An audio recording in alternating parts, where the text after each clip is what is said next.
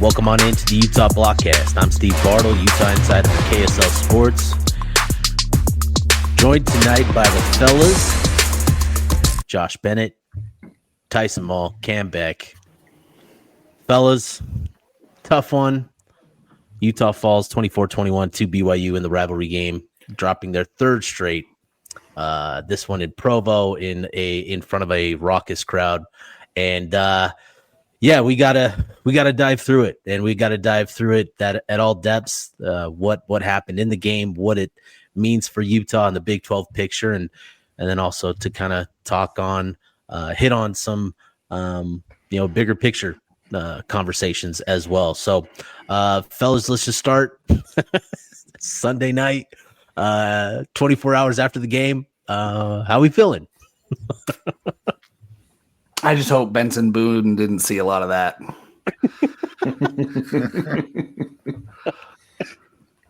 Football's not fun anymore again. It's not fun. It's not fun. It's fun. It's fun when it's fun, but oh boy. I don't know. It's tough. It is tough. It's I hate losing to those dorks. And they played hard. They earned the win. They were flying around out there, especially on defense. BYU's defense was they wanted that game and they got it. And I think Utah looked like they wanted it at times as well. But tough to lose to them in general. Tougher when feels like everything went wrong and you still had a chance. And I don't know. Maybe that's the silver lining, that everything went wrong and you still had a chance. But maybe. Yeah, I don't know. Then woke up, shot in the mid-90s at Park City Golf Club, and that and I got bigger problems now. But then BYU. So that's a really great course, by the way. This is my first time up there. Nice. That was very fun. Keep it to yourself if you're hearing this. Week after BYU lost, nobody's listening to this, so that's super safe. Yeah, definitely safe. Not the Monday episode. They're gonna hear it at work. They already heard it at church. They're gonna hear it at work. They don't need to hear from us. I'm just kidding. Please keep listening. We're only 2 minutes in.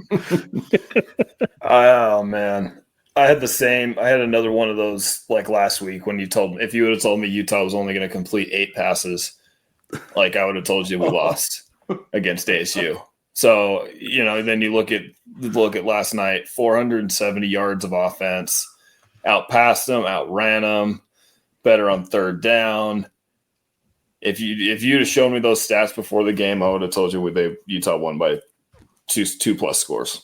But the problem is I would have showed you all the stats you didn't mention. I know. All the ones that are like muffed punts and fumbles and penalties. Which for the most part were deserved, by the way. Like, I'd love to be out here being like, man, Utah got hosed on some of those calls. But like, they were letting Utah play out there too. Utah was still getting away with some things, even with all those penalties.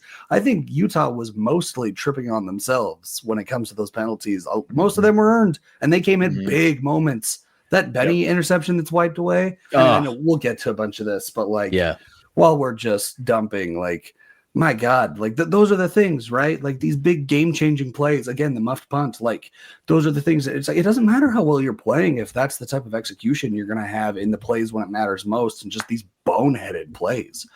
And so, like, to me, that's the thing I can't get over is how poorly how much discipline the team seemed to lack on Saturday, which is unlike them. Shocking. Yes. Yep. It's not the Utah football we're used to watching. No, not at all. No, it's frustrating. Definitely gotta tip the cap to BYU. They didn't make mistakes. They played a nice, sound game of football. They were able to score enough points and play really solid defense through and through. But yeah, I mean, you look at it, you outgain your opponent by 100 yards, and you think you're going to win that game. Nearly 500 yards of offense, score 21 points. it's a tough pill to swallow when you think back on some of the decision making, some of the penalties, the turnovers. You have that opportunity to get a 2-for-1 going in, ending the first half, going into the second half. You have that opportunity, and just a freshman trying to make a play, and it's not the time. You just got to play it safe. You got all the time on the clock. It's just that's where I think the things started to kind of dwindle down. But kick field goals, take points. It's a rivalry that now 20 out of the last 25 times it's been decided by one score, and to pass on points not once, not twice, but 3 times, it's frustrating. Brutal. So I'll just run through some of the numbers here real quick. Utah outgained BYU 470 to 368. Like you mentioned, Tyson, 2 turnovers for Utah, 0 for BYU. They win the turnover margin again. Something we've talked about time and time again is absolutely vital in this matchup, and you give it away twice.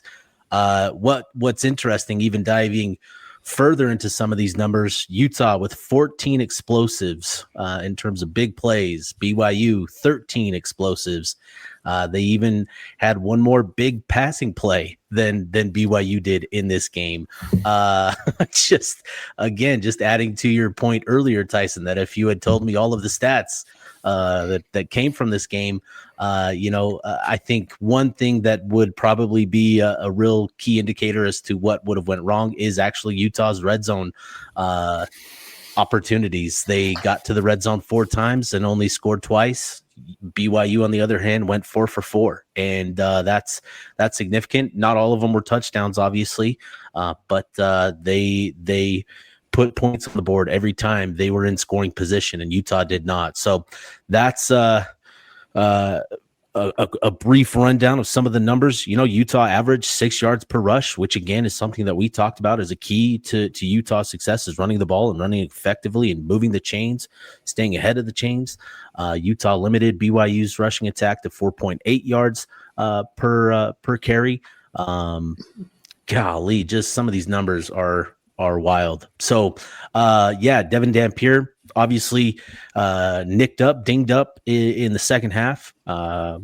Came out, it was either late third quarter or fourth quarter, with a heavily taped right ankle, which clearly impacted him and limited him and made him a non-factor in the QB run game, which was something that was so prominent in the first half and first 3 quarters for Utah with him, and clearly limited his ability to make plays. And so just a lot to take away, but Bennett, I'll throw it to you first. Just where do you want to take this in terms of the game and things that stick out to you?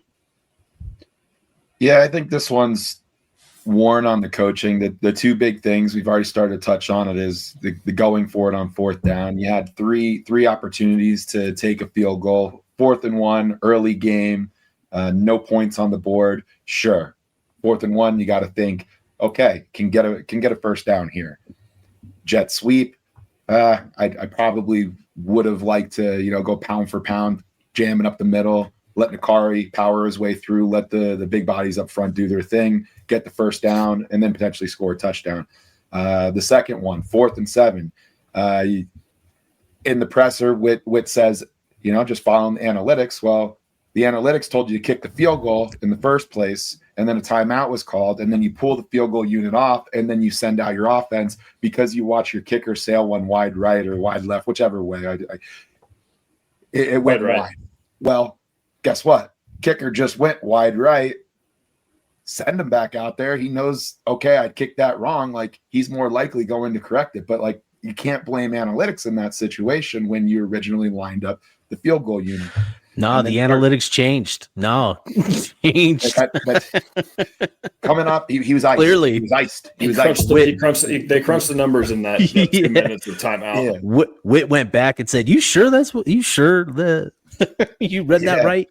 And then the third one, the most frustrating one for me. A lot of people didn't like the 4th and 7 going for it with the way Utah's offense is built. 4th and 7 starts to get in that territory where Utah doesn't get a lot of that, right?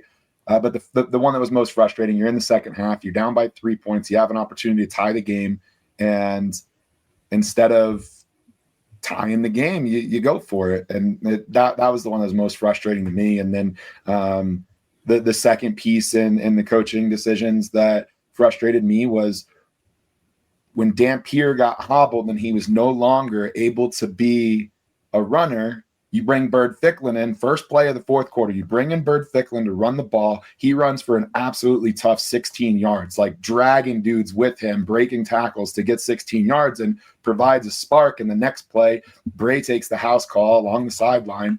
And it's like, you got to make the switch there. Dampier's not the guy that you want to put out there to be a pure passer, and that's what he was asked to do down the stretch. He can't be two-dimensional, then he can't be as effective as a quarterback as he wants to be. And we've talked a lot about Bird Ficklin and what he's been able to do in his time on the field. I think as soon as Dampier becomes a one-dimensional quarterback in the wrong dimension, you got to go to Bird Ficklin, and that was my other big gripe on this game. So I'll land the plane there. Cam, you brought it up earlier, but the Teo Johnson mishap, the penalty on the Jackson Benny interception, and just how costly that was. Like I shared, only 5 explosive plays for BYU through the air. And unfortunately, it's a moment like this. And this is kind of a reoccurring theme, not only this season, but in recent history for Utah football, is the inability to capitalize on big moments. And Jackson Benny gets an interception in plus territory and flagged, and valid flag, grab the shoulder. What do you make of Teo Johnson? Because he also had another mishap later in the game even. And I would just be curious, just your thoughts there. I feel for Teo. I think he's having a tough season by probably his own standards, certainly by what my standards were for him.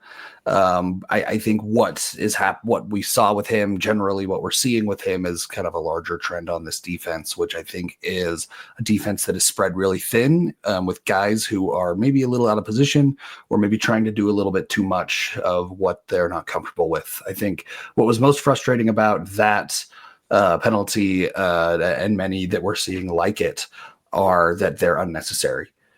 Just guys who are making trying to make plays but are way out of position for guys to even make a play, but are scrambling, right? Are trying to fill gaps in a defense that is spread really thin. And I think that's a consequence of a lot of things that aren't necessarily factors specific to this game, but I think that Utah's discipline is something they can usually count on. While they play very aggressive, they have typically played very disciplined football. They didn't do that last night. I'll be honest, I think I like the 4th down calls for the most part. I like the aggressive play calling. I think the 4th and 3 was probably pushing it. I do agree towards the end there, getting it to tie. The first one, though, I loved. I hate the play call. What are you going to do? But I love going and being on the road and going to win. I think, though, that this team, for whatever reason, had mostly guys who weren't ready for that moment, be it the crowd, be it the rivalry, be it because as much as the TV broadcast wanted to focus on the guys on the field who were big parts of the rivalry and had that a big part growing up, the reality is that most of these guys aren't very experienced with this rivalry yet. And most of the guys making plays on the field weren't very experienced in this rivalry. And feeling that intensity, feeling that moment against a team where a lot of that isn't true because they haven't turned over their offensive coordinator and a bunch of their offense in the past year. It felt like they got punched a little in the mouth and didn't quite know how to respond a little bit at one point. It felt like, they just weren't quite. It felt like they were a little bit shook from the very beginning. That's interesting. I think BYU stayed committed to what they were doing with the inside zone, and that opened up opportunities. Bear Bachmeyer made plays, made some really impressive plays, the hurdle, and that sort of set a tone in that game. Was that play, and it probably to the point that you're making right? Of getting punched in the mouth, seeing a play like that and being able to shake it off. I think obviously Utah, Jackson Benny was the guy that was hurdled, obviously almost had a play, but again, due to your own mistakes and mishaps, like it didn't count. So unfortunate. Tyson, for you, Utah's offense, running backs, skill position players, hard to get a feel for exactly what is going on with the skill positions, right? 1 week, we're arguing about needing to see Daniel Bray a little bit more, give him some opportunity. All of a sudden, he's the leading rusher, and Kerry Rogers, who was the leading rusher coming into this game, he only gets a carry. Wayshawn Parker, seemed to be a focal point. Just so I would just be curious, just your thoughts on the skill position usage and just sort of I don't know, just what it felt like watching that. I mean, at least we get the bright spot of Daniel Bray. Yeah. Just, 10 carries, 121 yards and a touchdown. Like, you can't ask for much more out of a guy like that. He seemed to be the only one, him and Ryan Davis, actually, providing those like explosive plays and those sort of tough plays that I think the offense is really lacking.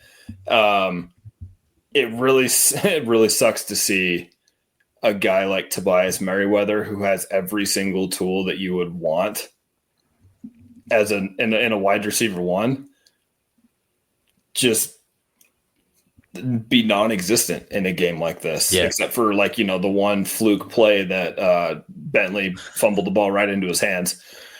I don't 20 receiving yards on that play and didn't register a catch.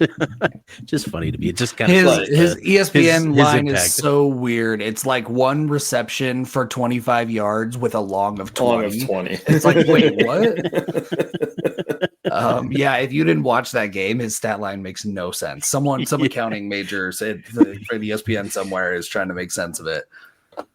Yeah, like he had the one other target, or he had a couple other targets, but they just never could connect. Right? He had the one on the sideline on third or fourth down, and Satual lit him up. That one too. Did. Yeah. Oh boy. Yeah. It's tough to like kind of go in thinking who your number one guys are going to be just are non-existent. Merriweather and Simmons. Simmons had the touchdown, which was great. But he also just absolutely whiffed twice on Daniel Bray's 4th and 1 on that first 4th and 1 call. Originally went to go block the D end, which he was not supposed to do, realized that. And then he was completely out of position to I don't even think he got a finger on Bamba, who ended up making the play. That was the guy he was supposed to be blocking. So we talked about Bennett and I talked about this before we started recording, but why don't you have Ryan Davis there? The guy who knows this offense in and out and has been the wide receiver one all year. Why isn't he the guy making a crucial block? Because, we're going to need it. Again, if you make the block, that looks like a genius play. Bray might even score on that. Oh, he's jogging all the way to Salt Lake. And that's the other thing. That's the other thing about the 4th and 3 call. I thought it was a really good play call. Dampier had nobody on the outside. If he bounces, he takes one jump cut to the outside. Bentley's already facing in to wall off anybody coming that way. Fano, I think, who was pulling? It might have been Moko. I can't remember. Somebody pulled around. They also had the edge set. There was nobody out wide to the right. So if Damp cuts that out, just jump cuts out and starts going outside, honestly think that's a touchdown too.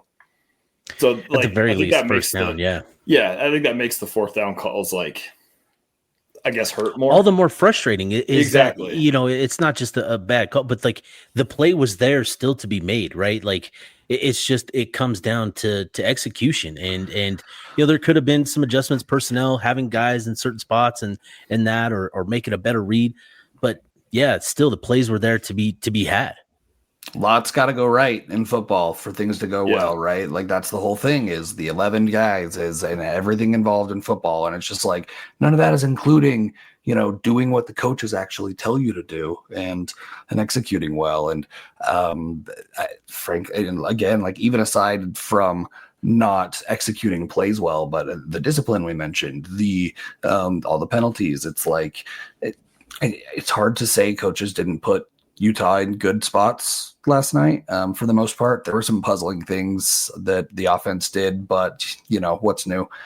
And that's part of what their offense is, right? And so it's like it's hard to get mad about. Like there was a lot of complaints about them getting too cute and stuff, and it's just like I don't know what y'all have been watching, but this offense is cute. This is what it is. Yeah. If you want a power football offense, there's an Andy Ludwig guy who's not working. We can go get him. But like. I think that you gotta call plays that players can execute, and sometimes I wonder if they've got the guys who can do that in some parts of the field. And if you don't got guys, that's the end of the game. And you can overcome that. And a lot of times they do. And but I think that with Damp, looking a little shaken up, with some of the other players looking a little shaken up. With BYU being as fired up as they looked in their defense, hitting guys and playing really hard. And, wow. It feels like this was I want to stand up for players. I want to complain about coaches. It's hard for me to do that this game. Yeah, man, I just looked at, where Utah's rushing yardage went. Can you guys guess how much yardage came between the tackles? Between the tackles. Because they had total yards? 226. Yep. 50 yards? Say 35. 35. Bennett, you got a guess? I had 36 in mind, but I don't want to be that guy, so I'll go like 41. Go $1. Tyson? No, I said about 50. You said about 50? 4 yards. $1, y'all. $1. I almost said it backward. 4 yards. I am shocked. I'm just seeing that. Yeah. A lot of people talking a lot of crap about Keanu Tanavasa that need to hear that stat, if I'm being honest. 4 yards in between the tackles. And to be fair, BYU came into this game scheming up to take away that inside zone. They came with a tight front with 3 defensive linemen lined up between the tackles to fill those gaps. So it was tough. And that was sort of the counter. They conceded the edges, right? Like that is the tight front is you're taking away the inside zone and you're willing to give up the outside. So that's what Utah did. But that still is a shocking number to see. 4 yards between the tackles. 2 yards gained in the left A gap, 2 yards gained in the right A gap, and that was it. There was nothing in the B gap. That was it. So here's my question though. Then because Utah still averaged 6 yards a carry. How many times did they actually try to run up the middle? They only tried it 3 times. I was gonna say it's got. They only tried it 3 times. It's not like they were trying and it just wasn't working, and they kept going back to it. Yeah. That's what I mean. Is BYU scheme to take it away, right? Is that tight front? It's very. You got 3 bodies right there. Okay, yeah. And I'm just getting more frustrated because obviously they schemed against it, and Utah goes, okay, we'll just run outside the tackles and we'll run for 244 yards or 200 something yards on the ground. You're averaging 6 yards a carry. Why is Dampier throwing the ball 36 times? Yeah. And the whole fourth quarter, you would have thought that Utah was down 2 scores with with the way the offense is getting called. It's like they were trying to just throw the ball and catch up instead of just ground 6 yards a carry. Come on. I don't. And you look at what Dampier was able to do with his legs and the runs, and then Bird Ficklin comes in and gets that big run. It's just got away from a lot of that, and it's. Can we agree that the best play call was the Yes. The flats to Semi Talonga. Yes. Can we just agree on that? Yes. Who absolutely juked a dude out of his shoes too? Yes. I literally started running around my living room laughing and cheering. Even Bree, even my wife was just like he's a tight end. He's so big. Like, I don't understand. Like, we had to look him up, and it's just like, 5'11", 315 pounds or whatever for the season. I've been waiting for that very since big, the first time he lined up there. Since the first time Semi lined up a fullback, I'd just been waiting. I was like, he's gonna catch something in the flats, and it's gonna make me so happy. Well, I'm glad we had that. You'll never take that from us. You never take that from us. We'll always have that highlight. So I think obviously a lot of criticism to throw around, right? And I think a lot of that boils down to a couple things. And Bennett, you talked on it. We all talked on it. Is the scoring and missed scoring opportunities. Cam, I know you agree going for it. And again, like, I think going for it for that first one, like, go for it. No hesitation. But at some point, you've got to start getting points on the board. And I think we'll certainly, I know I'll be returning to that in the conversation here later in the episode. But I think plenty of blame to go around. It's a number of different things. It's play calling, it's execution, it's decision making, it's all of the above. And that's the unfortunate thing is Utah put themselves in tough situations, penalized a lot, turned it over twice, and just did a lot to hurt themselves. BYU went out. They had the schemes. They had players making plays. They weren't incredibly efficient, throughout the night, but they made the plays when they needed to and got the big plays. So they deserve the credit for the win. So Utah now drops their second Big 12 game, and now looking up in the standings to a handful of teams, including the team they beat last week, Arizona State, Texas Tech, Cincinnati, BYU, and I think TCU, as well.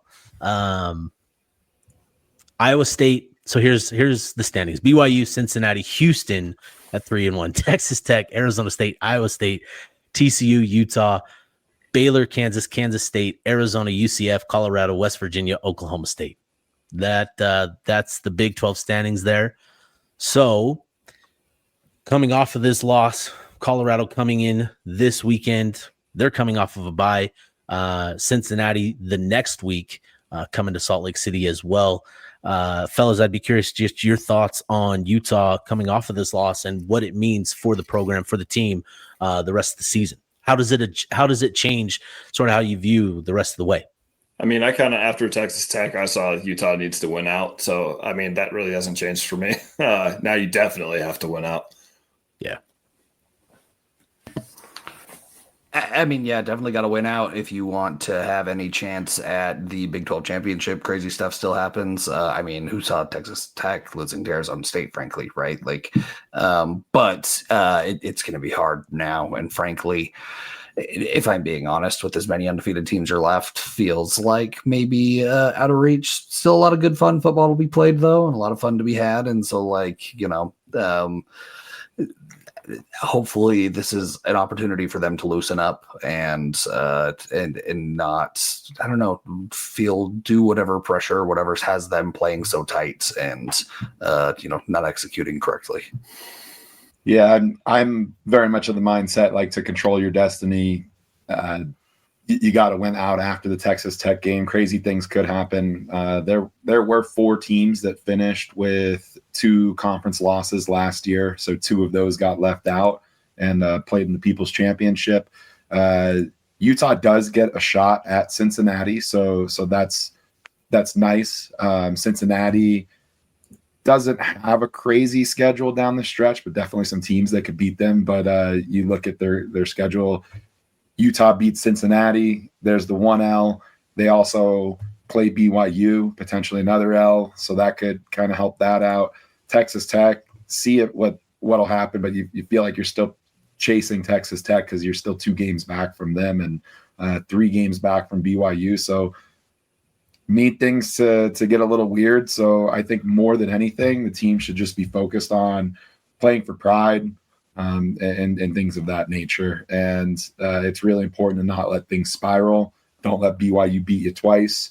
Don't let BYU beat you 3 times, because Colorado is going to come in. They're going to feel fresh coming off a bye. They beat Iowa State the week before that. They've got a lot of talent on the roster. Play for Dion, whatever. Got to turn around quick and not let things get ugly and get weird for other bigger picture things. Let's have a conversation about the quarterback spot. Devin Dampier obviously hampered a little bit with an ankle injury.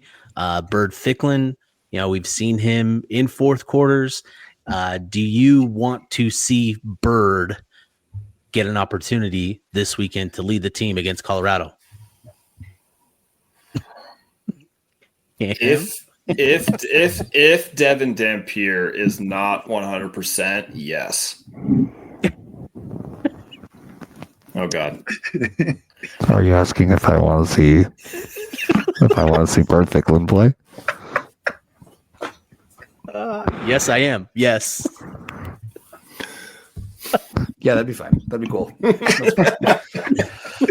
Rest up. Rest up, Damp. Rest up, Damp. No need to test that ankle anymore. Really though, like whoever practices this week is who I want to play against Colorado. Yeah, let's start doing that. Yeah. Shouldn't be this complicated. If that's Bird, so be it. I think bigger picture.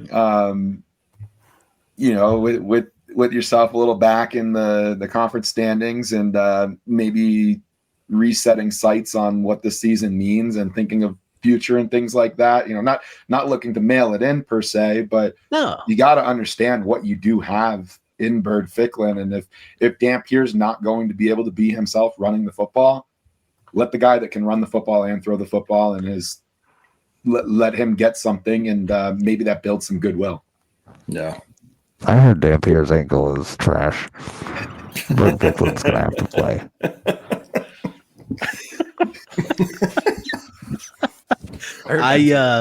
The thing that scares me about it is we watched show. The thing about it is, like, we've seen what Bird can do, and the problem I have is that it's been so, like, the sample size is so small. We saw what Will Hammond did against Utah. Yes, and then he just lost to ASU. And I think that's good. That's good context to add, right? It is totally different than what we've seen, and how we would see him, how we would intake the next Bird showing, right? If he starts the Colorado game and lights it up, then I'm all in. I'm still all in on the Bird train for the future. But, like, again, we got to remember the kid's a true freshman. Do we get the Bird calls going in Rice-Eccles Stadium? In my middling age, I find myself to be a bit of a bird watcher. Accidental ornithologist over here. Like, I'm not trying to create a quarterback controversy in any way, right? Like, Devin Dampier, this is his team, this is his offense. This is not about that. Dampier clearly hobbled, and I think that is something it's an opportunity to get Ficklin a game, right? To get him a start, to see what you have in him. And Bennett, you've been making the point all night. It's something, we talked about last night in the live reaction, is that this offense is built on the option attack and that dual threat ability specifically. And if you don't have a quarterback that is 100%, capable of providing that dual threat ability, it really hinders the offense and its potential. And so I think this is kind of the perfect setting where you're coming off of, a tough loss, an emotional loss, given it's the rivalry, to create a little juice out of nowhere, right? To find some excitement, to get to provide a spark, as Kyle Whittingham would say. And I think going to the freshman, right, you're going to put more onus on everybody else around him to step up, because there's a drop off in terms of his command of the offense from Dampier to Ficklin. But I think what we've seen from Bird both as a runner and as a passer, he's capable of making plays. And I think that'll be certainly something interesting to follow this week is the quarterback spot. But I think it's the perfect situation to make this move. Because again, Dampier clearly hobbled. You need him for, the final stretch. You probably want him healthy for Cincinnati more than Colorado, to be quite frank. And, who doesn't love bird calls? And let's be honest, the season's over. You need him for his Heisman run next year. Dampier, just let that ankle rest, get it up, get ice on it. We'll let Bird take it from here. That's the thing, is there's no controversy. Like, a healthy Devin Dampier is still Utah's best quarterback. Is my mic muted? I think there's controversy.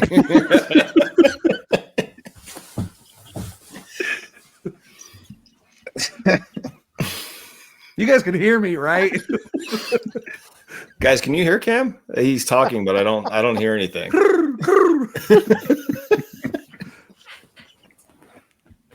Oh my gosh. We're gonna get sued by Birdman. I know, dude. You're gonna roll up in here, put some respect on my name. The nicknames are unending for Bird. So we've got quarterbacks now have theme songs for when the offense takes the field. It's definitely big timers, right? If Bird gets to start.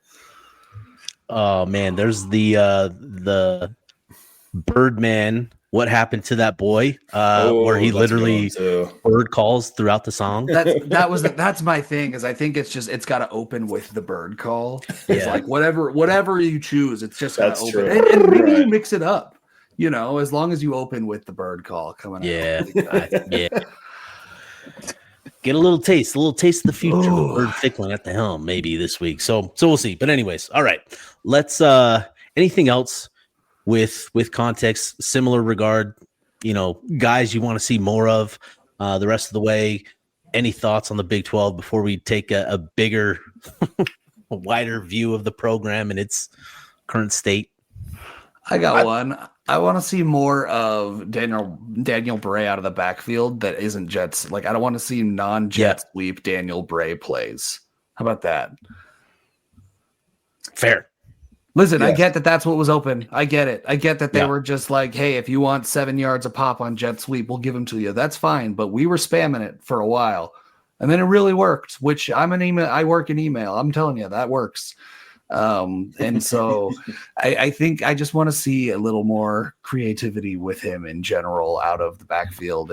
And frankly, I think it's time to give him kind of some shots at some of those traditional runner roles in some cases. So but that's my only thing, otherwise I think I just want to see guys. Okay. I just want to see Bird. I want to see a shake up at wide receiver. Yes, that's where I was going. What do you want to see?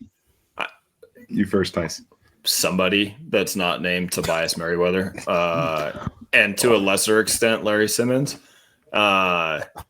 It's the who else is somebody. There? Well, here's the thing. Somebody pointed out in the Discord that we have a guy on the roster who had 700 yards and 7 or 8 touchdowns last year, who isn't even on the field. I understand Autotia had, drop issues during the spring, but it's crazy that Utah, for years now, multiple seasons, has brought in guys who have very good, solid wide receiver stats who do nothing here. And I'm including Larry Simmons in that too. He had a pretty decent year at Southern Miss last year. Man, Tyson just laying down the hammer. Why is that?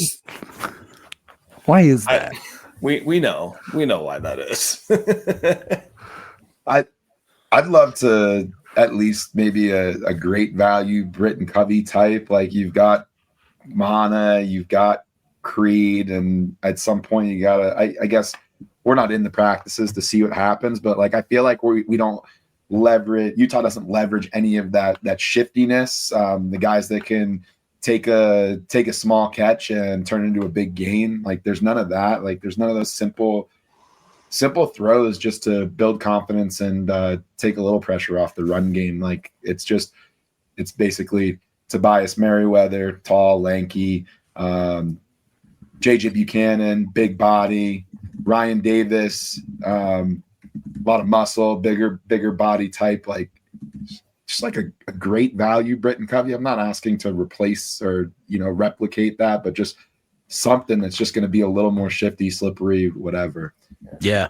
No, I think you guys are maybe a little harsh, Tyson, but no, you're not wrong. No, you're not wrong though. You're not wrong. And I think, Utah absolutely, the receiver position, as we've seen for many years, has been an issue for them to recruit to and to find guys. And they finally found a guy last year, Dorian Singer, that seemed to be a playmaker, and Utah's quarterback position goes down the tube in the worst ways, and you waste imagine if he this opportunity.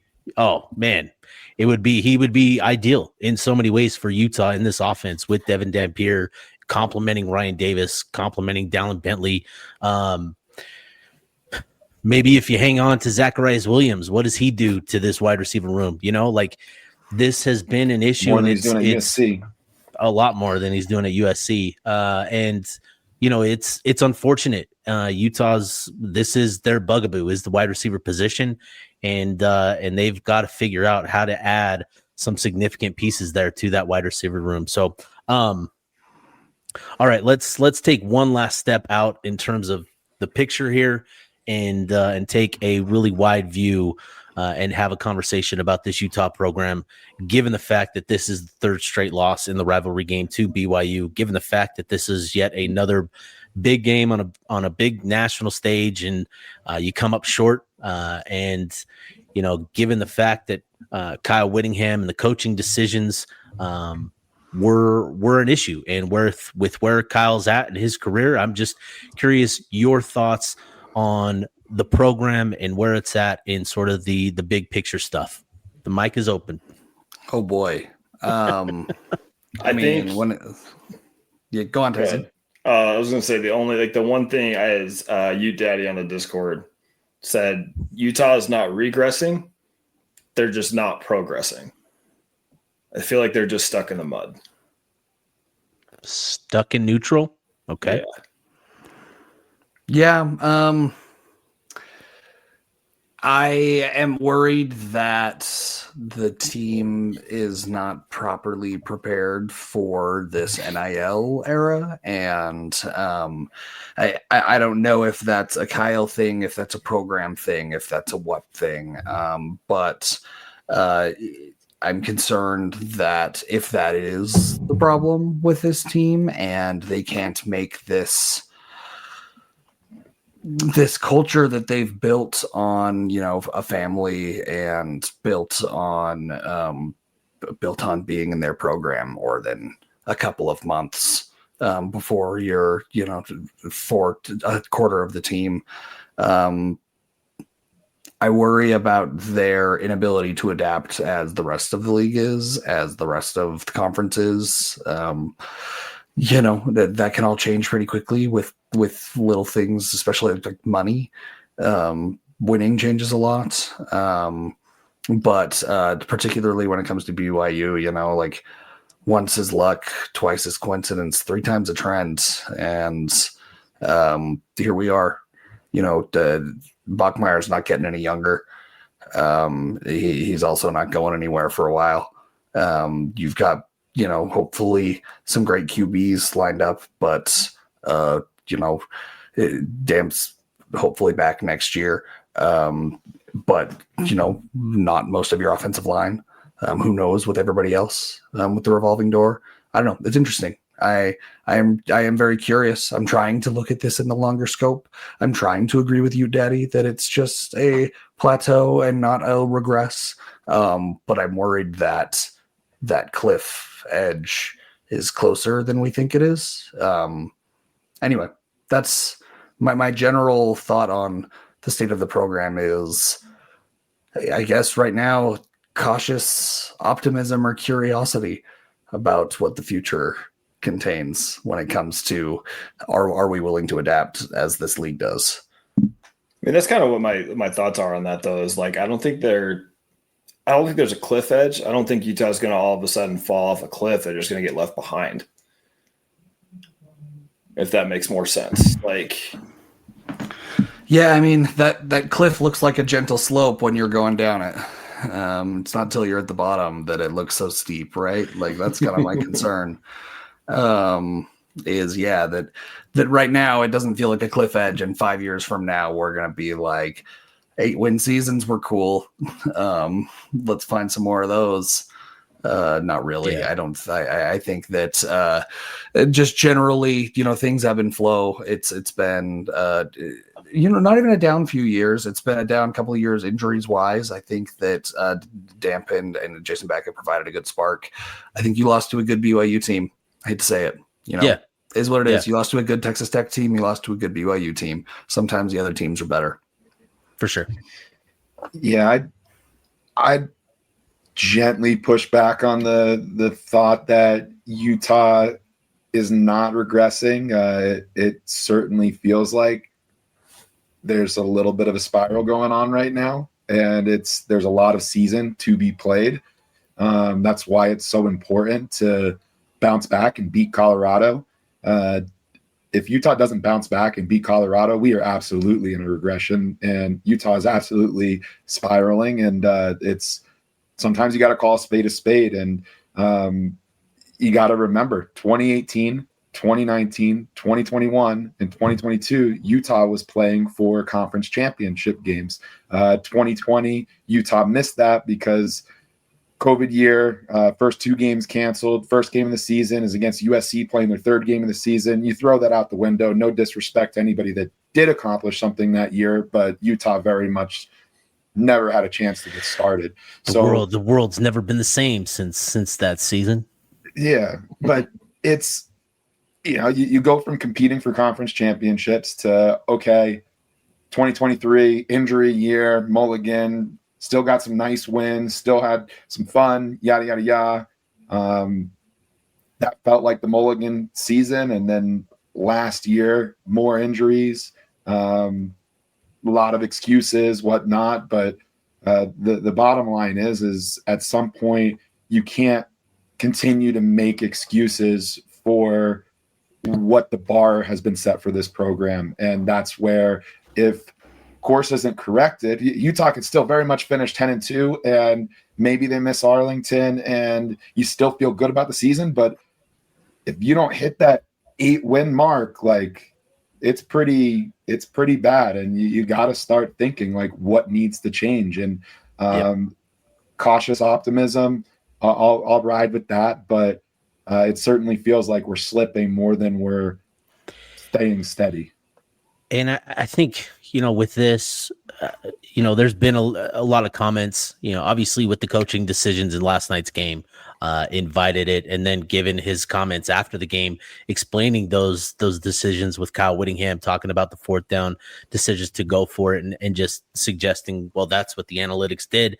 There's been a lot of comments about Kyle Whittingham and the fact that he's lost his fastball. And I've tried to think a lot about what that fastball is, right? And it is, I genuinely think that he's given away his fastball to the analytics. And I think he's lost sight of what made Utah sort of that pesky underdog when they were coming up the middle of the 2010s, as they're trying to break through 2015, 2016.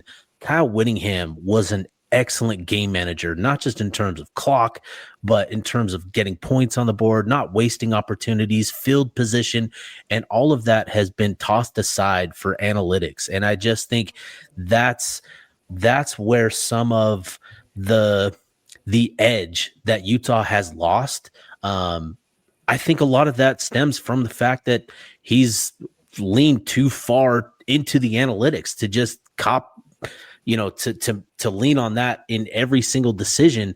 I think is not him investing what he should know. He should know this game better than damn analytics simulation of a game 1,000 times and what that number tells you. Like, he should know this game better. He should know the environment, the feel for the game better than what a number is going to tell you. Like, that's what I think the fastball is. And it's concerning that, this has been a trend, for Kyle Whittingham, is sort of these, bypassing on field goals to go for it. And, this season, it's worked out great because you've had an offensive line and run game that's been really dynamic. But in the 2 games you've played against really formidable defenses, the team wasn't able to get it done. And so, it's tough. And I fully understand Devin Dampier, his comments that they love it. They love that Witt trusts them to go out on 4th down and to try and execute and get that done. But coaches have to make hard decisions. And in a game like this, like we've seen in each of the last however many games, this can come down to one possession, to 1 point, to, very minimal margins, and every single point matters. So I think that's going to be really important for me to see from Kyle Whittingham the rest of the season is, valuing points and putting more of an emphasis on that, because you can be as efficient as you want. You can be as, you can convert at a really high rate, on 3rd and 4th down, whatever. It doesn't matter. The only thing at the end of the day that matters is points. And so that's what I want to see more of from Kyle Whittingham the rest of the season. And, I think if he, so I don't know. I'm just kind of ranting there. Sorry. No, I'm not gonna add anything to that. Yeah, well said.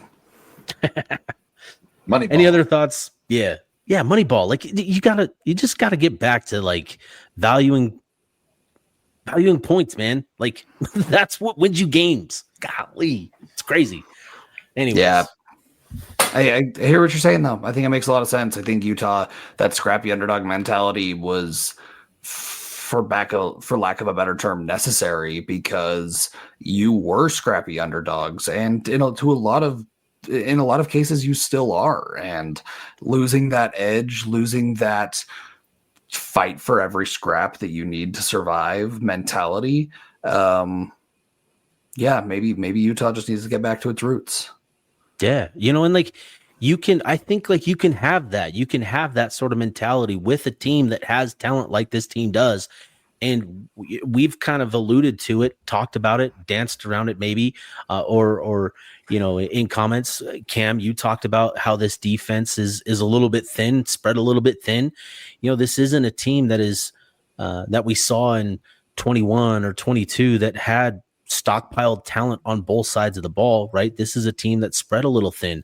It's got an elite unit in the offensive line, maybe, and a great running game, but there's not enough here where you can come in and just, go about the game the way that you did. You still need to have that sort of scrappy edge to you, because you just do. That's what this program's been built on. And that was its soul. Its identity more than anything else was that scrappiness. And I think that's what Kyle Whittingham has lost. Maybe I'm just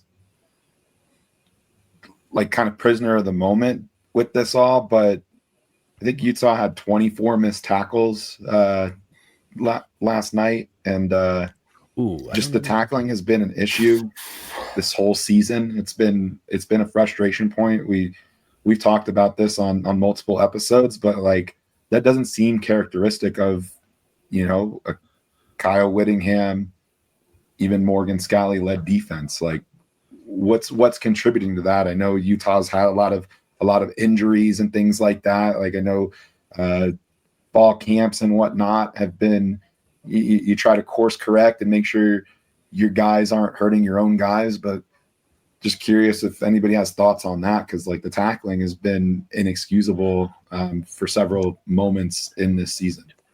Yeah. Only 12 missed tackles last night, just to throw that number out there. BYU actually finished with 21, which is surprising.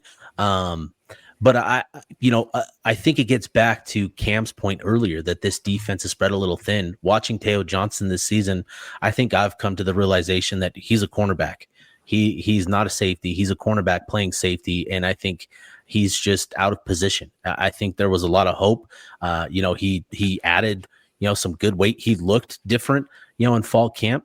He looked noticeably thicker. A little bit more built, and you thought, okay, this can be his sort of Julian Blackman, Marcus Williams type of breakout year, and it just hasn't been that case. And obviously he's struggling to make plays and gave away a couple plays, but I think we're seeing guys like that are just having to play maybe a position.